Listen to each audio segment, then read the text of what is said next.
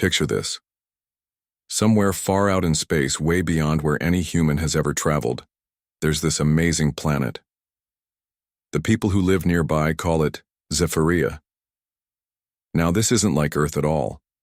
Imagine trees that are bright purple reaching up toward not one but two suns hanging in the sky. Their leaves catch the light and sparkle like someone threw glitter everywhere. Rivers made of what looks like liquid crystal flow through valleys that actually glow with their own soft light. Even the air seems to shimmer when you breathe it. Sounds like paradise, right? Well, hold on to that thought. See, Zephyria has this secret, a beautiful, dangerous secret that nobody talks about in the space stations or trading posts. And that secret has a name. Vera. Now let me tell you about Vera. She's the kind of beautiful that makes your breath catch in your throat. Her skin has this incredible glow, like someone lit a candle inside her. When she walks, it's like watching water flow, so smooth and graceful it almost doesn't seem real. Her eyes are this deep purple color, like looking into the darkest part of space where the stars are born. One look at her and most people forget their own names. Word about Vera spread through the galaxy like wildfire spreads through dry grass. Space traders started changing their routes just hoping to catch a glimpse of her. Rich businessmen would spend everything they had for a chance to meet this mysterious woman. Even the toughest pirates in the galaxy would get nervous just hearing stories about the incredible beauty living on Zephyria. They came from everywhere you can imagine. There were blue-skinned traders from the frozen moons where it never gets warm. Tall, skinny people from desert planets where water costs more than gold. Even these rock-like creatures from the asteroid fields would make the long, dangerous journey. They all heard the same story. Somewhere on Zephyria lived the most beautiful woman in the entire universe. But here's where things get really strange. None of these visitors ever left Zephyria. Not even one. Their ships would be found weeks later, just floating empty in space.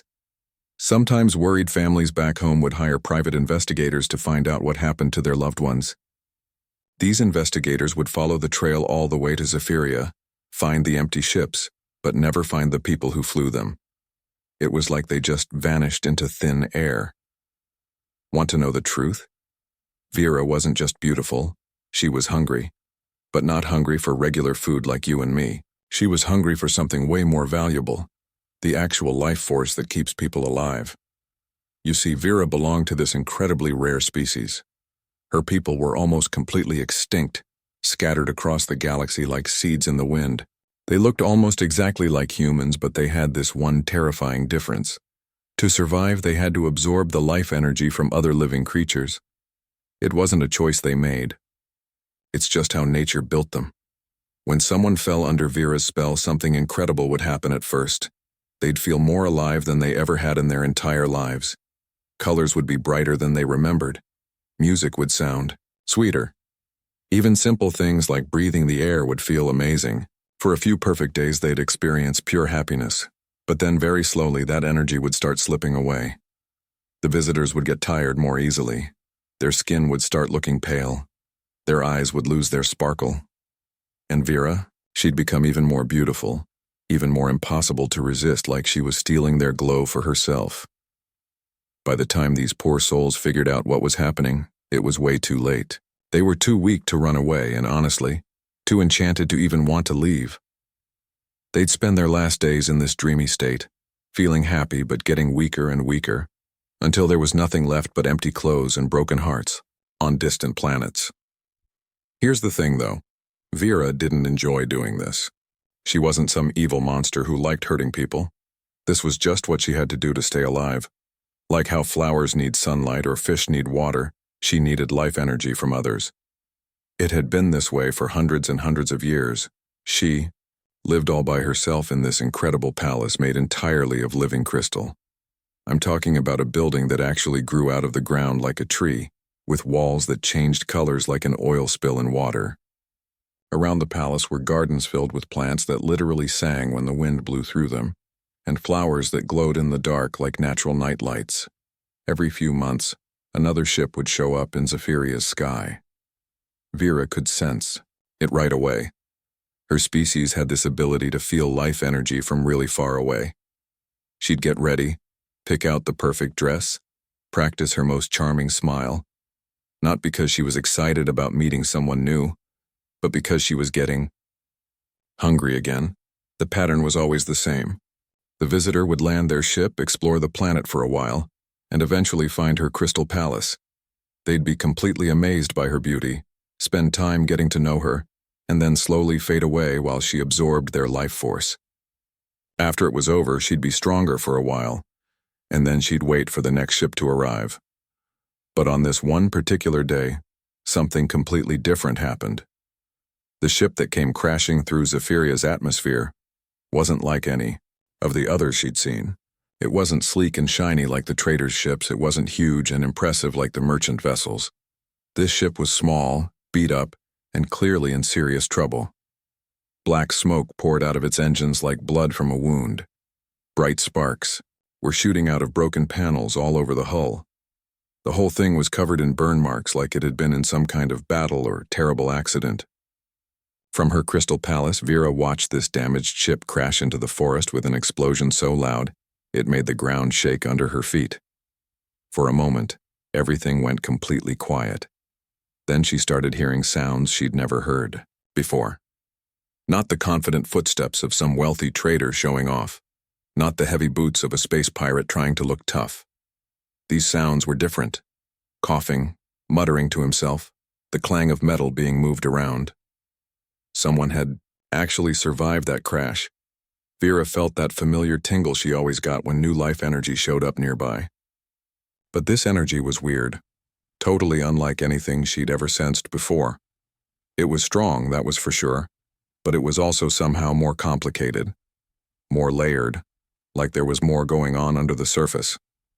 Her curiosity got the better of her. Instead of just sitting in her palace waiting for this visitor to find her like all the others had, Vera decided to go check out the crash site herself.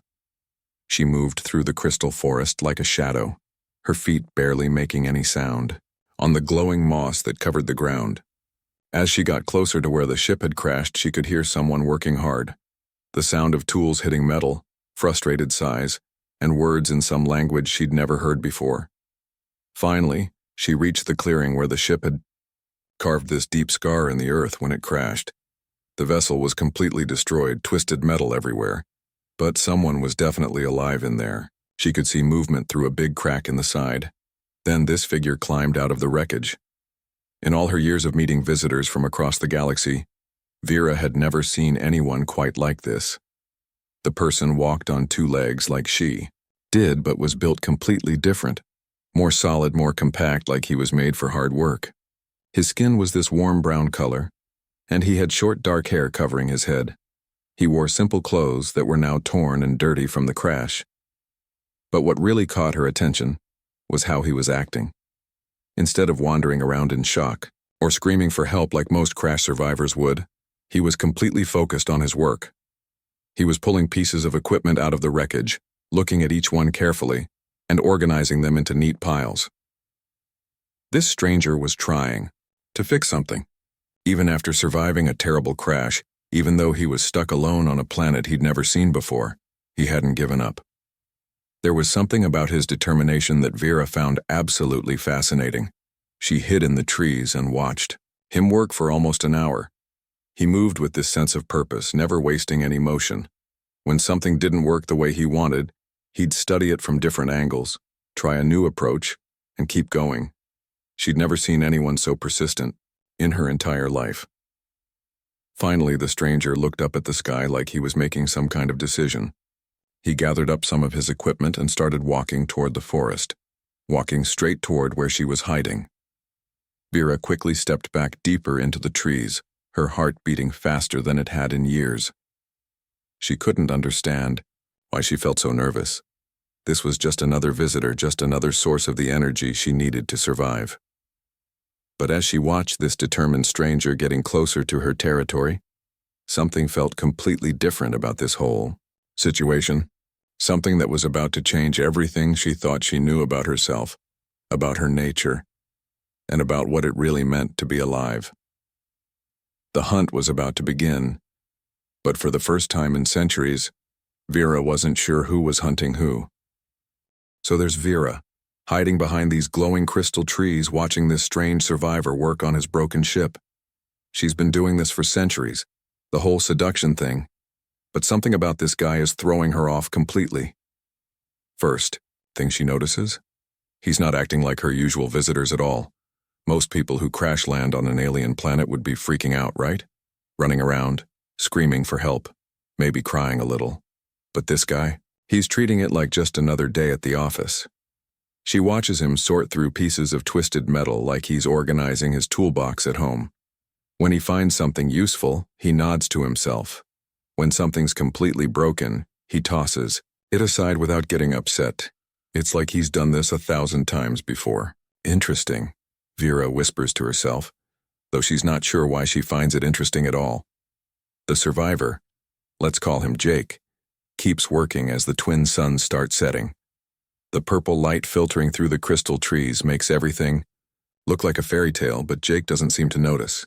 He's completely focused on building something from the wreckage, some kind of communication device from what Vera can tell. Now, here's where things get weird. Vera realizes she's been watching this guy for 3 hours straight. 3 hours. Usually she'd have introduced herself by now, started the whole charm offensive. But something keeps her rooted to that spot behind the trees. Maybe it's because Jake keeps talking to himself while he works. Not in a crazy way, but like he's working through problems out loud. Okay, if the main transmitter's fried, maybe I can boost the emergency beacon with the navigation array. Stuff like that. Vera finds herself actually listening to what he's saying. She's learning about Earth technology, about his home planet, about how differently his people think about problems. It's fascinating in a way she never expected. As darkness falls, Jake finally stops working. He builds a small fire using some chemical tablets from his survival kit. Smart guy. He knows the temperature drops fast on alien planets at night. He sits by the fire eating something from a pouch, staring up at the stars. Well, this is a new one, he says to the night sky. Definitely not in the manual. That's when Vera decides to make her move. She steps out from behind the trees, letting the firelight catch her glowing skin just right. She's perfected this entrance over the centuries. It usually makes people fall to their knees in awe. Jake looks up at her and pauses. That's it. Just pauses. He doesn't gasp or stammer or fall over himself trying to get closer. He just looks at her like she's another puzzle to figure out. Evening, he says, like they're neighbors meeting over a backyard fence. Vera is so thrown off by this casual greeting that she almost forgets her usual script. You're not from around here, she manages to say, which sounds stupid even. To her. Neither are you, I'm guessing, Jake replies, gesturing for her to sit by the fire, unless local customs include glowing skin and showing up in ball gowns in the middle of a forest. Vera looks down at her dress, a flowing creation that seems to be made of liquid starlight. She'd chosen it specifically to entrance him, but Jake's treating it like it's just another interesting detail about this strange planet. She sits down across from him, trying to regain her composure. I live here, she says. This is my world. Nice place, Jake says, poking at the fire with a stick. Bit hard on the landing, though. You see many crashes like mine? Some, Vera admits. This conversation is nothing like what she's used to. Where are the compliments about her beauty? The desperate attempts to impress her? The immediate infatuation? I'm guessing not many people make it out of those crashes alive, Jake says, and there's something in his voice that makes Vera look at him more carefully. No, she says quietly. Not many. Jake nods like he's filing that information away. Dangerous planet, then. Good to know. They sit in silence for a while, the fire crackling between them. Vera keeps waiting for Jake to ask about her, to compliment her, to fall under her spell. Instead, he pulls out a small device and starts tinkering with it. What are you doing? She finally asks. Trying to get a signal out, Jake explains. Let my people know I'm alive. They'll send a rescue ship eventually. Your people? Vera asks. Where are you from? Earth, Jake says. Third planet from a yellow sun. About 40,000 light years that way. He points vaguely at the stars. We're pretty new to this whole space travel thing, but we're learning fast. Vera has never heard of Earth. In all her centuries of meeting galactic travelers, no one has ever mentioned this planet. Are there many of you? About 8 billion last time I checked, Jake says with a grin. We're a crowded little world. 8 billion. Vera can't even imagine that many people in one place. Her own species probably numbers in the thousands, scattered across the galaxy. What brings you out here? She asks. Survey mission, Jake explains. Looking for new worlds, new resources, new friends. Universe is a big place. Seemed silly to stay home when there's so much to explore. Vera finds herself genuinely curious about this Earth, about these humans who send their people to explore dangerous unknowns. Aren't you afraid? Traveling? So far from home? Jake shrugs.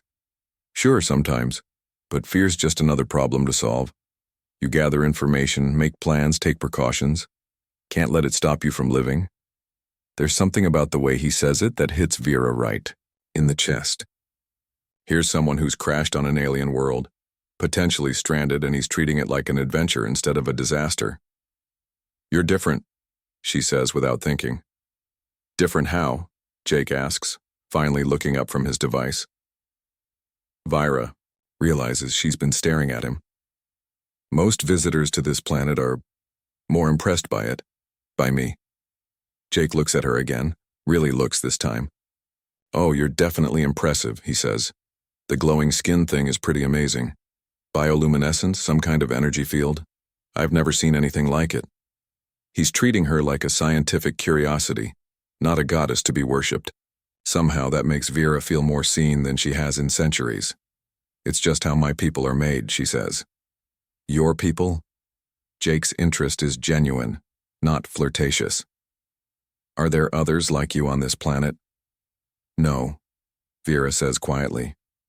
Just me. Something in her tone makes Jake stop working on his device. That must be lonely. Lonely. It's such a simple word, but no one has ever used it to describe her situation before. They've called her mysterious, exotic, otherworldly. But lonely? That hits different sometimes, she admits. They fall into another comfortable silence. Vera finds herself relaxing in a way she hasn't in years. There's no pressure here, no game to play, no energy to drain. Just two people sitting by a fire talking. So, what do you do here? Jake asks. I mean, if you don't mind me asking. Vera hesitates. How do you explain that you survive by absorbing the life force of visitors? That you're essentially a beautiful trap waiting for prey? I take care of travelers, she says finally. People who come to visit. That's nice of you, Jake says. Not everyone would help strangers. Vera almost laughs at the irony. If only he knew what kind of help she usually provides. What about you? She asks, changing the subject. What do you do on Earth? I'm an engineer, Jake says. I fix things, build things, figure out how things work. It's a good job for someone who likes puzzles. An engineer. That explains the calm, methodical way he's been handling the crash. To him, being stranded is just another engineering problem to solve. Are you going to fix your ship? Vera asks. Jake laughs. That ship's not getting fixed. It's more scrap metal than spacecraft at this point, but I might be able to build a beacon strong enough to reach the nearest relay station. Could take a while, though. How long? Weeks, maybe months. Depends on what I can salvage and how creative I get. Months. Vera has never had a visitor stay. For months, usually her process, and takes days at most. Where will you stay? She asks. Jake looks around at the forest. I'll figure something out. Build a shelter, set up a base camp. I've got survival training. You could stay with me? Vera hears herself saying. I have room. Jake looks surprised. That's very generous, but I wouldn't want to impose. It's not imposing, Vera says quickly. This planet can be dangerous at night. The Crystal Palace is safe. Crystal Palace? Jake's eyebrows go up. Now that sounds impressive. Vera smiles, a real smile, not one of her practiced, seductive ones. It is pretty amazing. Well, if you're sure it's not too much trouble. Jake starts packing up his things. I appreciate the hospitality. As they walk through the glowing forest toward her palace, Vera finds herself thinking about what Jake said earlier. About fear being just another problem to solve. About not letting it stop you from living. She's been afraid for so long. Afraid of being alone, afraid of starving, afraid of what she is. But maybe Jake's right. Maybe fear is just another problem to solve. What she doesn't realize yet is that by inviting Jake to stay, she's just started the biggest, most complicated problem of her very long life. And for the first time in centuries, she's actually looking forward to solving it. Walking through the crystal forest at night with Jake is nothing like Vera expected. Usually when she brings visitors to her palace, they're stumbling along behind her in a daze, completely mesmerized. But Jake? He's asking questions about everything. How? Do these trees grow crystal instead of bark? He wants to know, stopping to examine one closely. Is it some kind of mineral absorption from the soil? I honestly don't know, Vera admits. They've always been like this. Jake pulls out a small device and takes some readings. Fascinating. The energy signature is off the charts. These trees are like living batteries. Living batteries? Vera has never thought about her world that way, but it makes sense. Everything here glows with its own inner light. Everything pulses with energy, including her. When they finally reach the Crystal Palace, Jake stops dead in his tracks. Even someone as practical as him can't help but be amazed. The entire structure rises from the ground like a flower made of light, its walls shifting through every color you can imagine. Okay, that's incredible, he breathes.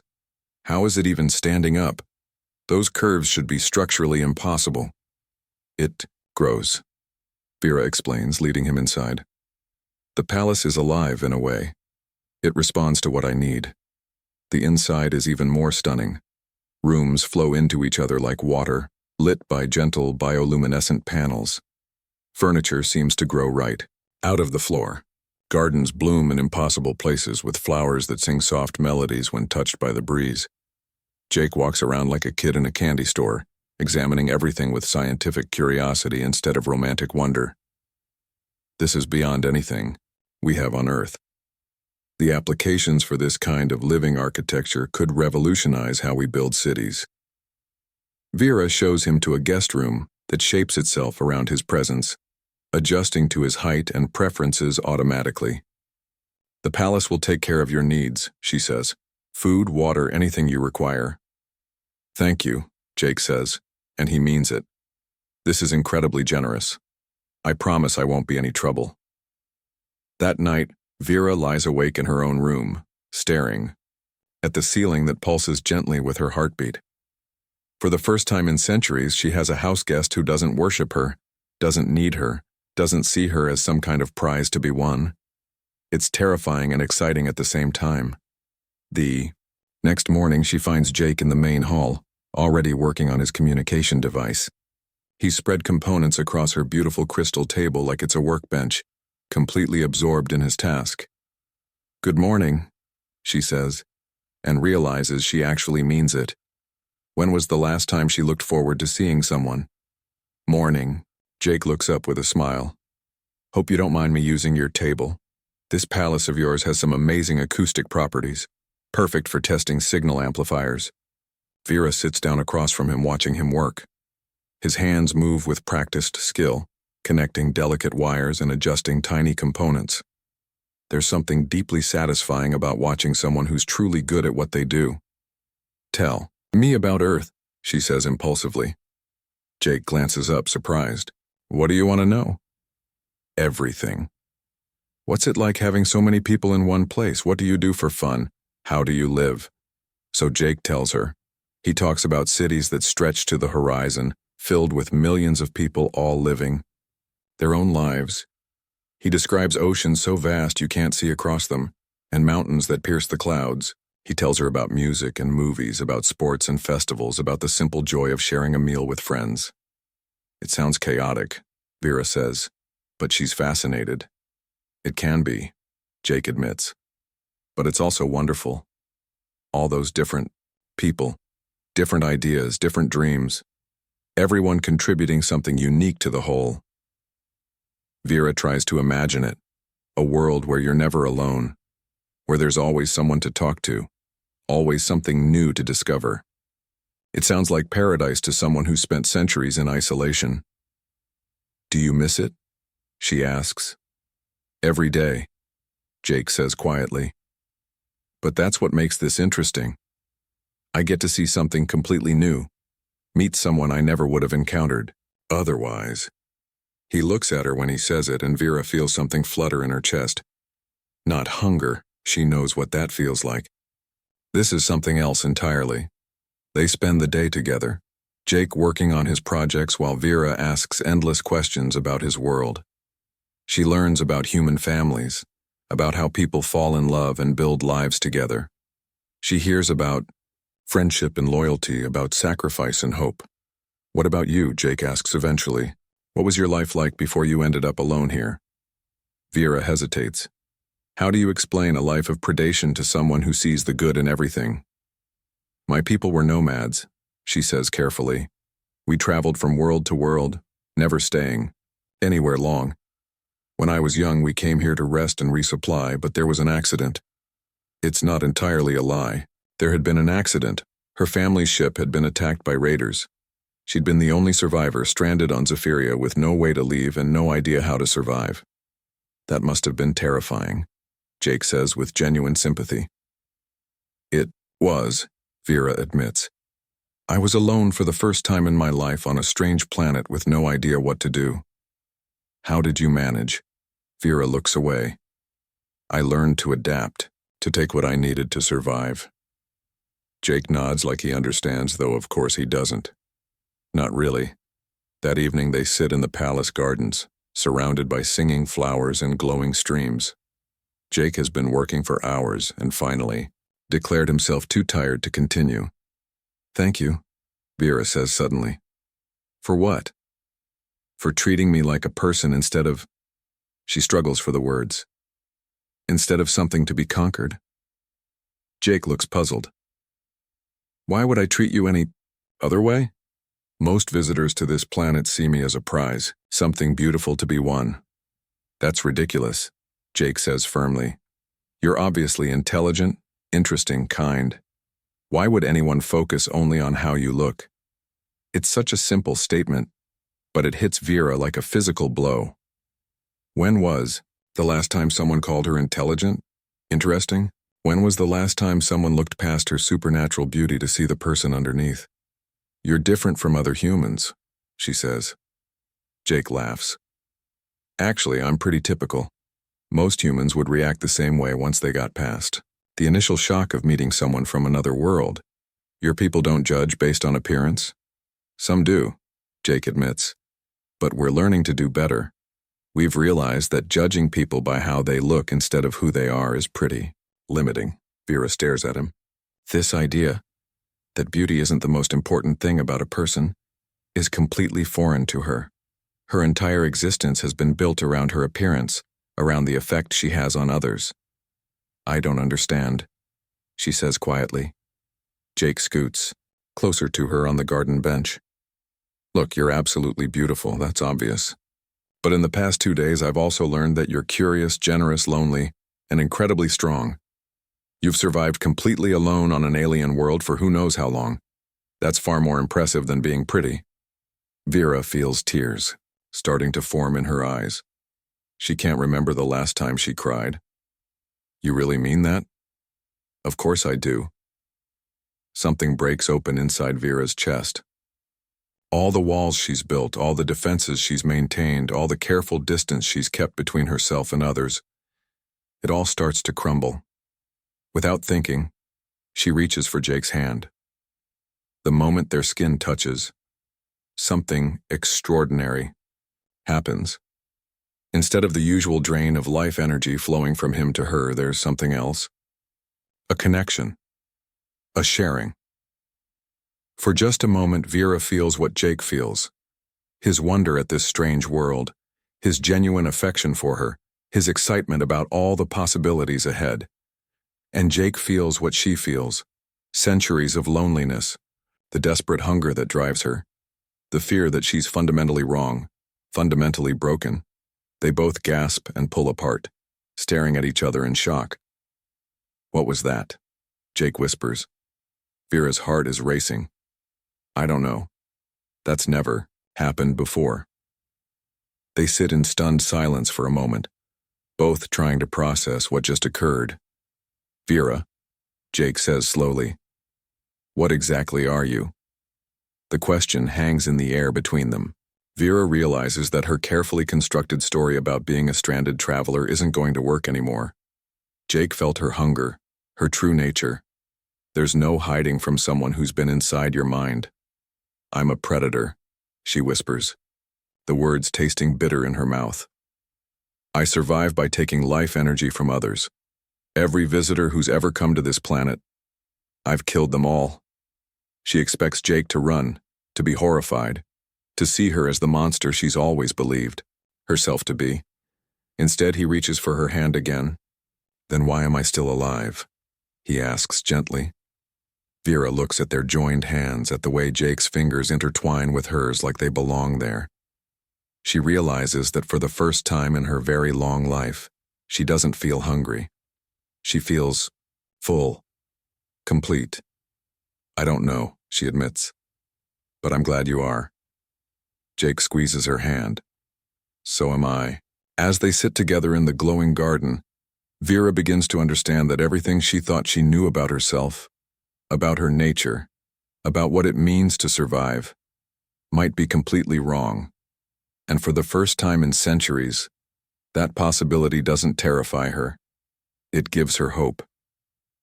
3 weeks into Jake's stay on Zephyria, everything changes in ways neither of them saw coming.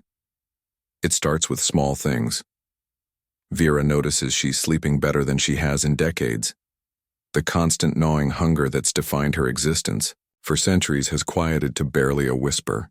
She finds herself laughing at Jake's stories about Earth, genuinely laughing in a way she'd forgotten was possible. Jake, meanwhile, should be getting weaker from their connection. That's how it's always worked before. Vera's touch slowly drains the life from her victims. But Jake seems to be getting stronger, more energetic. His crash injuries have healed remarkably fast, and he's working on his communication projects with renewed vigor. "This doesn't make sense," Vera says one morning, watching Jake effortlessly lift a heavy piece of ship wreckage that should have been impossible for someone his size to move. "What doesn't make sense?" Jake asks, not even breathing hard. "You should be dying," Vera says bluntly. "Everyone who gets close to me dies. It's what I am." Jake sets down the metal beam and wipes his hands on his pants. "Well, clearly that's not what you are, at least not with me." "But why?" Vera's voice is almost desperate. "What makes you different?" Jake thinks about it seriously, like he approaches every problem. "Maybe it's not about me being different. Maybe it's about you being different than you think." Before Vera can respond to that mind-bending idea, they both hear something that makes their blood run cold. The unmistakable sound of spacecraft engines approaching through the atmosphere. Not one ship, multiple ships. Jake and Vera rush to the highest tower of the Crystal Palace, where they can see the sky clearly. 3 sleek vessels are descending toward the planet's surface, their hulls gleaming with an otherworldly light that Vera recognizes immediately. "No," she whispers, her face going pale. "They found me." "Who found you?" Jake asks, though he can already guess from her expression that this isn't good news. "My people," Vera says, her voice shaking. "The Council of Elders. They must have sensed the change in me." "What change?" Vera looks at him with frightened eyes. "The fact that I'm not feeding anymore.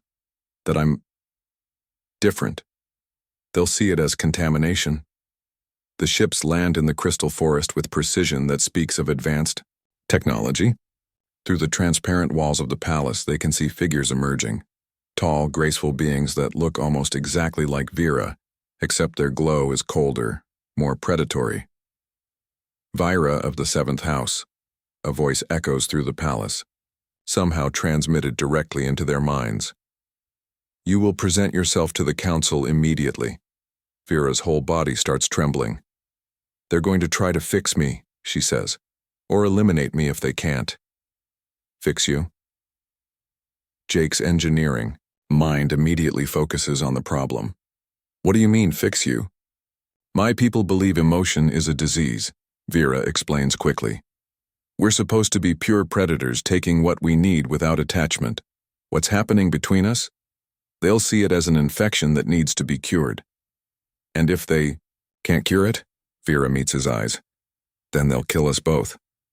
Jake's mind races through possibilities. 3 ships means at least a dozen of Vera's people, all with the same life-draining abilities she has. His communication equipment isn't ready. Even if he could call for help, Earth's nearest ship is months away. Is there anywhere we can hide? He asks. Not from them, Vera says. They can sense life energy from orbit. There's nowhere on this planet they can't find us. The voice comes again, more insistent.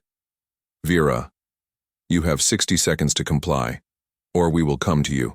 Jake sees the hopeless look in Vera's eyes and makes a decision that surprises even him. Then we don't hide. What? We face them, Jake says, taking her hand. Together. Jake, you don't understand. These aren't people you can reason with. They've spent thousands of years eliminating anyone who shows signs of emotional development. They see it as evolution going backward. Maybe, Jake says. But they've never met a human before. They walk out of the Crystal Palace hand in hand, Jake trying to project more confidence than he feels. The council members are waiting in the clearing, 6 figures in flowing robes that seem to be made of captured starlight. Their leader, a tall woman with silver hair and eyes like frozen lightning, steps forward. Vera, she says, and her voice carries the weight of centuries. You have been infected. I've been awakened, Vera replies, her voice stronger than Jake expected. The council leader's gaze shifts to Jake with the kind of cold interest a scientist might show a particularly nasty bacteria. And this is the source of the contamination. His name is Jake, Vera says firmly. He's from a planet called Earth. We care nothing for its name or origins, another council member says. It has corrupted you with primitive emotional responses. This cannot be permitted to spread. Jake steps forward and he's pleased that his voice doesn't shake. With respect, you might want to hear what we've discovered before you make any permanent decisions. The council leader laughs, a sound like ice cracking. A lower life form wishes to address the council. How droll. This lower life form, Jake says, has figured out something your people apparently missed in thousands of years of evolution. That gets their attention. The council members exchange glances, their perfect composure cracking slightly. Speak, the leader commands. Jake takes a deep breath. You think emotion makes Vera weaker, but you're wrong. Since we've been connected, she's become stronger than she's ever been. And so have I. Impossible, one of the council members says. Emotional attachment leads to weakness, dependency, inefficiency. Does it? Jake challenges. Vera hasn't fed in weeks, but she's healthier than ever. I should be dead, but I'm stronger than when I arrived. Your theory doesn't match the evidence. The council leader steps closer to Vera, studying her with new interest. It is true, she says slowly. Your energy signature has changed. You are brighter. Because I'm not just taking anymore, Vera says. I'm sharing. We're sharing. Explain, the leader demands. Vera looks at Jake, drawing strength from his presence. When I connect with Jake, it's not predation. It's partnership. Instead of draining his life force, we're creating something new together. Something that makes us both stronger. This is aberrant behavior, another council member insists. It goes against everything we are. Maybe what we are isn't what we're supposed to be, Vera says quietly. The words hang in the air like a challenge to everything the council represents. Jake can see them processing this impossible idea, that their entire philosophy might be wrong. Even if this were true, the leader says finally, it changes nothing. One individual cannot be permitted to jeopardize the purity of our entire species. What if it's not just one individual? Jake asks. What do you mean? Jake points to the council members themselves. Look at yourselves. Really look. You're all slowly dying, aren't you? Getting weaker with each passing century because pure predation isn't sustainable. You need more and more energy to maintain yourselves, but you're always hungry, always searching for the next source. The council members shift uncomfortably. Jake's hit something they don't want to acknowledge. But Vera isn't hungry anymore. Jake continues. She's found a way to thrive instead of just survive. Don't you think that's worth investigating instead of destroying? The council leader stares at Jake for a long moment, then at Vera. You would risk contaminating our entire species with this emotional infection? I would risk giving our species a chance to evolve beyond predation, Vera says, to become something better than what we are. The tension in the clearing is thick enough to cut. Jake can see the council members struggling with concepts that challenge everything they believe about themselves. Finally, the leader speaks. This situation requires further study. Vera, you will return with us for examination and possible rehabilitation. No, Vera says simply. This is not a request. And this is not acceptance. Vera replies. I won't let you destroy what Jake and I have found. It's too important. The council leader's eyes flash dangerously. Then you have chosen exile and death over duty to your species. I've chosen love over fear, Vera says, taking Jake's hand. And if that's exile, so be it. Jake feels the change in the air immediately. The council members begin to glow brighter, their forms shifting as they prepare to use their combined power against them. But just as the first energy bolt flies toward them, something incredible happens. Vera and Jake's connection flares to life, and instead of absorbing the attack, they redirect it, sending it harmlessly into the crystal trees. The council members freeze in shock. How is this possible? Maybe, Jake says, his hand glowing with the same light as Vera's. It's time for your species to learn something new. What happens next will determine not just their fate, but the future of an entire species that's been afraid to love for far too long. The real battle isn't about to be fought with energy beams or superior numbers. It's going to be fought with the one thing the council never expected to face: hope. The clearing goes dead silent after Jake and Vera deflect the council's attack. Everyone, including Jake and Vera themselves, stares at their joined hands, which are still glowing with an energy that feels completely different from anything the council has ever seen. That's impossible, the council leader whispers, her perfect composure finally cracking. No one can redirect our combined force. Apparently we can, Jake says, trying to sound more confident than he feels. Inside, his mind is racing. Whatever just happened, it felt natural, like breathing, like he and Vera had been doing it their whole lives. The youngest council member, who looks barely older than Vera despite probably being centuries old, steps forward. Elder Zara, she says to the leader, perhaps we should consider what we just witnessed. What we witnessed, Elder Zara replies coldly, was an abomination, a corruption of our natural abilities, or, the young council member continues bravely, an evolution of them. Elder Zara's eyes flash dangerously. Watch yourself, Kaya. Such thoughts border on heresy. But Kaya doesn't back down. Look at them, Elder. Truly look. When did any of us last glow that brightly? When did any of us last feel that alive? Jake sees his opportunity and takes it. She's right. You're all brilliant, powerful beings, but you look exhausted. When's the last time any of you felt truly satisfied after feeding? The council members exchange uncomfortable glances. Jake's hit something they don't want to admit. It's been harder lately, hasn't it? Vera adds gently. You need more energy than before, but it never feels like enough. You're always hungry, always searching for the next source. The galaxy is becoming aware of us, another council member admits quietly. Fewer travelers venture into unknown space. Our hunting grounds are shrinking. Elder Zara shoots him a warning look, but the damage is done. Jake can see the cracks forming in their unified front. What if there was another way? Jake asks. What if instead of taking energy you could create it? Nonsense, Elder Zara snaps. We are what we are, we take what we need to survive. But what if you're wrong? Kaya asks, her voice growing stronger. What if we've been limiting ourselves for centuries out of fear? Fear? Elder Zara's voice could freeze starlight. We fear nothing. Don't you? Vira challenges. You're terrified of change. Terrified of anything that might challenge what you think you know about yourselves. That's why you're here. Because the idea that I might have found something better than endless hunger scares you to death. The truth of Vira's words hits the council like a physical blow. Jake watches as centuries of certainty begin to crumble in their eyes. Even if this were possible, Elder Zara says, her voice less certain now, the risk would be enormous. To change our fundamental nature based on one example. Then don't take our word for it, Jake says. Test it. What do you mean? Jake looks at Vera and she nods. They both know this is incredibly dangerous, but it might be their only chance. Let one of you try connecting with me the way Vera does, Jake explains.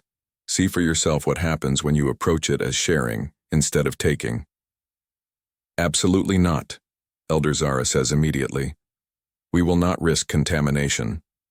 But Kaya steps forward. I'll do it. Kaya, no, Elder Zara commands.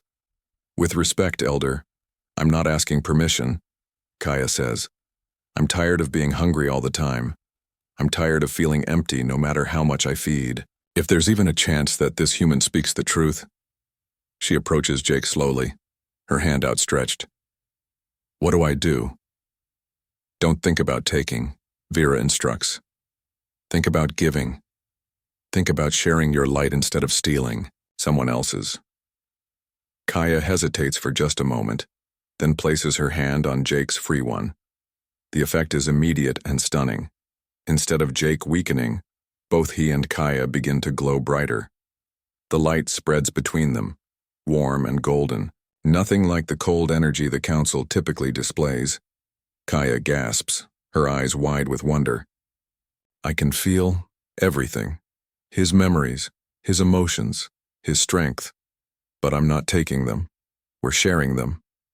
The other council members stare in shock as Kaya's appearance begins to change.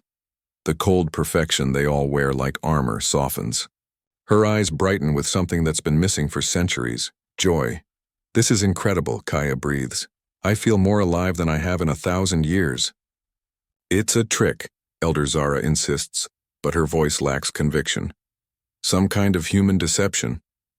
Then you try it, Kaya challenges, her hand still connected to Jake's.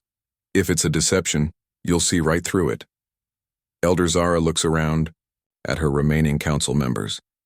Jake can see the doubt in their eyes, the curiosity they're trying to suppress. This is madness, she says, but even as she speaks, she's moving closer. Maybe, Vera says softly. But what if it's also salvation? Elder Zara reaches out slowly, her hand trembling slightly as it approaches Jake's shoulder. The moment her skin makes contact, everything changes. The connection between the four of them explodes into something beyond anything they could have imagined. Jake feels their centuries of loneliness, their desperate hunger, their fear of becoming something weak.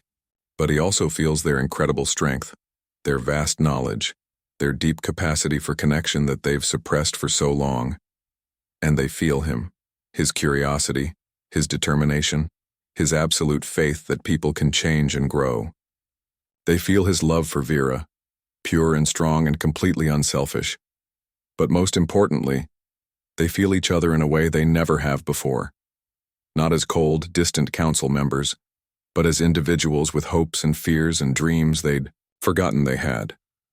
The glow spreads to encompass all four of them, then reaches out to the remaining council members. One by one, they join the connection, drawn by something they can't resist. What's happening to us? One of them whispers. We're remembering, Kaya says, tears streaming down her face.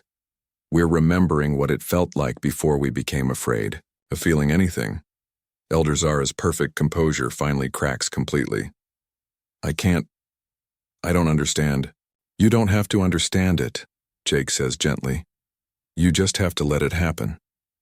The connection deepens, and suddenly they're not just sharing energy, they're sharing memories, experiences, emotions that have been locked away for centuries. Jake sees flashes of what Vera's people used to be like, before they became predators. They were explorers, scientists, artists. They built incredible civilizations based on cooperation and shared knowledge. We lost ourselves, Elder Zara realizes, her voice broken. We became so afraid of weakness that we forgot what made us strong. But you can remember now, Vera says. You can choose to be something different. The others, Kaya says urgently, are people scattered across the galaxy. They need to know this is possible. They'll resist, another council member warns. Change has always been our greatest fear. Then, we show them, Jake says. The same way you showed me, through connection, through sharing, through proving that there's a better way to live. Elder Zara looks at Jake with new eyes. You would help us, even after we threaten to destroy you? That's what people do, Jake says simply. We help each other grow. Over the following weeks, something extraordinary happens on Zephyria. Using the Crystal Palace as a base, they begin reaching out to other members of Vera's species. Some resist, clinging to the old ways. But others, tired of the endless hunger and emptiness, come to see what the Council has discovered. Jake becomes a bridge between worlds, helping these ancient beings rediscover emotions they'd forgotten they could feel. He teaches them about human concepts like friendship, compassion, and love. In return, they share knowledge and perspectives that expand his understanding of the universe in ways he never imagined. Vera becomes something like a teacher, showing her people how to form connections that create energy instead of draining it. The transformation isn't always easy. Centuries of conditioning don't change overnight, but slowly, gradually, they begin to remember what they used to be.